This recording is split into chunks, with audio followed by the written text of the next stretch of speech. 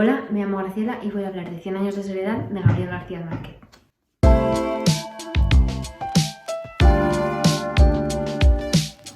Esta obra fue publicada por primera vez en 1967 y hoy en día es considerada una de las obras maestras de la literatura hispanoamericana y universal. De hecho, es una de las obras escritas en castellano más leídas y traducidas, y ganó un premio Nobel en 1982.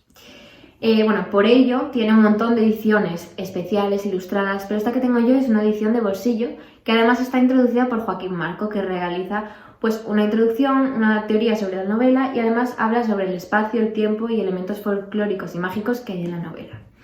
Sí que es cierto que a primera vista no resulta muy atractivo, puesto que una vez abres el libro ves que la letra es bastante pequeña y no hay casi diálogos, pero esto es lo de menos, puesto que una vez te encuentras sumergido en la historia, no las echas nada en falta. Decidí leerme este libro ya que estaba rebuscando entre las estanterías, me encontré con él y le pregunté a mi padre y me dijo que le había encantado a él, entonces decidí darle una oportunidad, ya que además encaja perfectamente con mi itinerario de lectura, ya que tanto él como Los Renglones torcidos de Dios son libros muy famosos, este bastante más, pero bueno, me lo leí y la verdad que me encantó y que no me decepcionó para nada.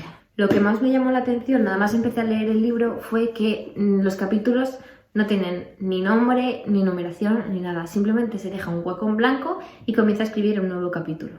Otra cosa que me resultó muy peculiar y que yo nunca antes había visto es el realismo mágico que usa Gabriel García Márquez para escribir esta novela. Consiste en que él describe un mundo totalmente real, pero añade en él elementos y sucesos fantásticos.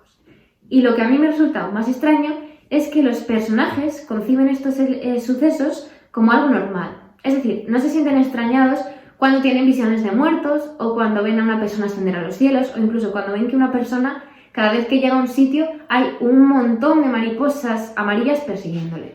Y me parece que la manera en la que lo describe el autor hace que sea un libro mucho más especial y mucho más original y entretenido de leer.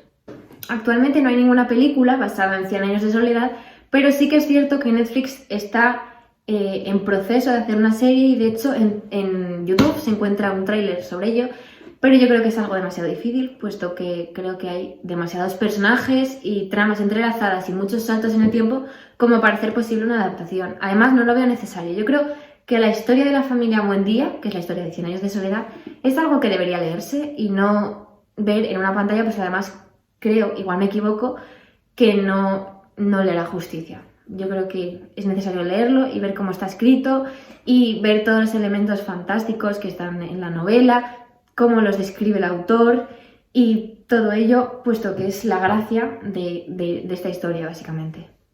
Gabriel García Márquez fue un periodista y escritor colombiano que nació en Aracataca en 1927 y murió en México en 2014.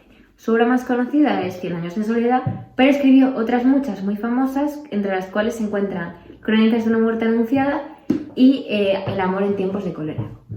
Además escribía obras de no ficción, como pueden ser reportajes cinematográficos o memorias.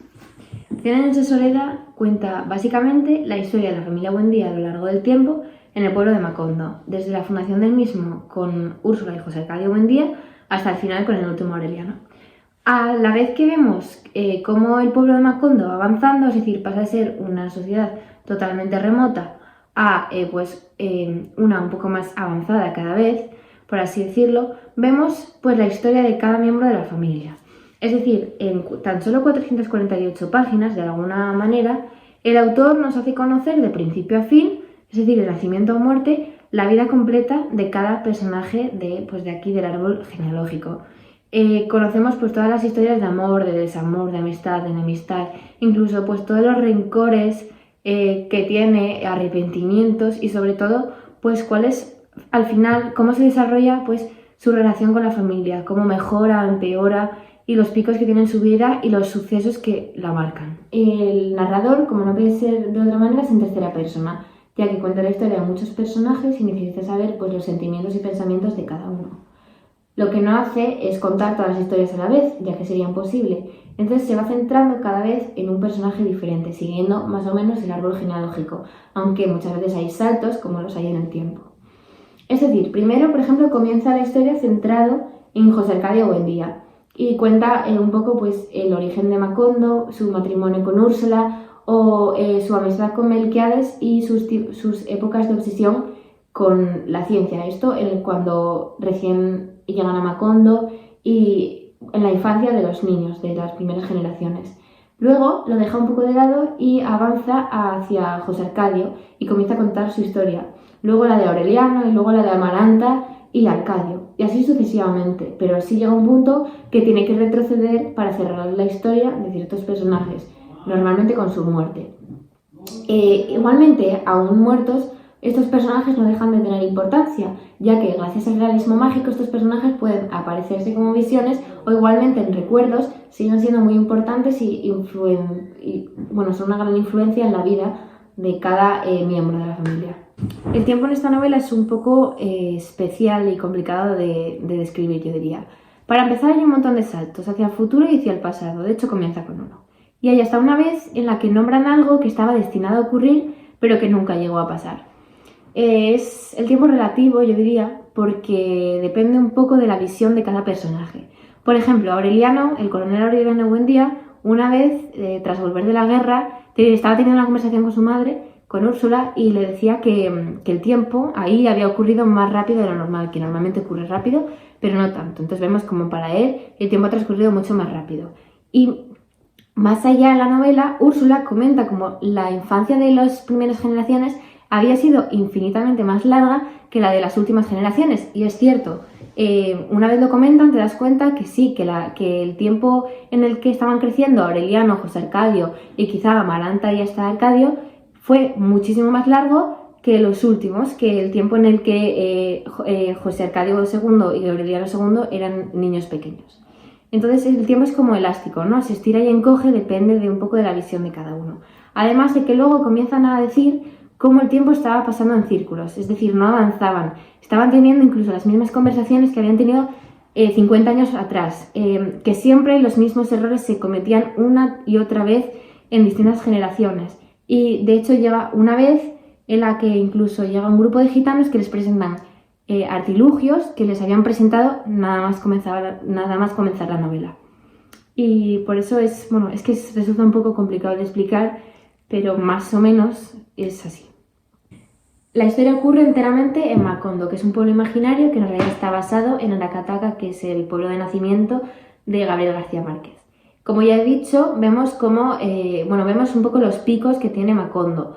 Cómo pasa de ser, vemos cómo se funda, cómo pasa de no tener ningún tipo de comunicaciones a poco tener más comunicaciones, cómo comienza a sufrir guerras y cómo llegan nuevos avances tecnológicos como puede ser el ferrocarril, que trae consigo, acarrea un montón de consecuencias como puede ser la explotación, cuando le llegan un montón de inmigrantes norteamericanos.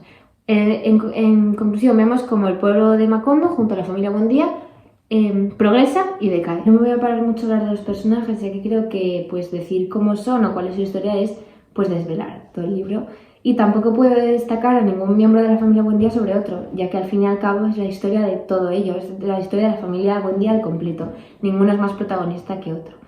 Simplemente lo que voy a hacer es destacar a algún personaje que no aparece en el cuadro familiar, pero sí que tiene una gran importancia, como puede ser Prudencia Aguilar, del cual es cierto no se habla mucho, tan solo aparece de vez en cuando como visión, pero es el detonante de básicamente yo diría toda la historia, es decir, él es la razón por la cual Úrsula y José Arcadio Buendía tuvieron que dejar su pueblo, y por eso quería mencionarlo. También Melquiades es un personaje que tiene una gran influencia porque, él es uno de los gitanos que llega cada año al pueblo y crea una gran amistad con José Arcadio Buendía y influencia mucho a su manera de ser, ya que gracias a él, él desarrolla como un afán hacia la ciencia y crea su laboratorio que pasará de generación en generación, aunque no todos lo usan con los mismos propósitos. Además, tiene una serie de manuscritos que nadie consigue desvelar, pero se revela la importancia que tienen al final del libro, y es una gran importancia. El tema que más se trata, diría que es el de las relaciones, sobre todo el de las familiares, ya que como al fin y al cabo nos está contando la historia de una familia, es inevitable que veamos cómo se llevan unos con otros, ¿no? Como dos hermanas que se llevaban genial pasan a hablarse el resto de su vida por una tontería.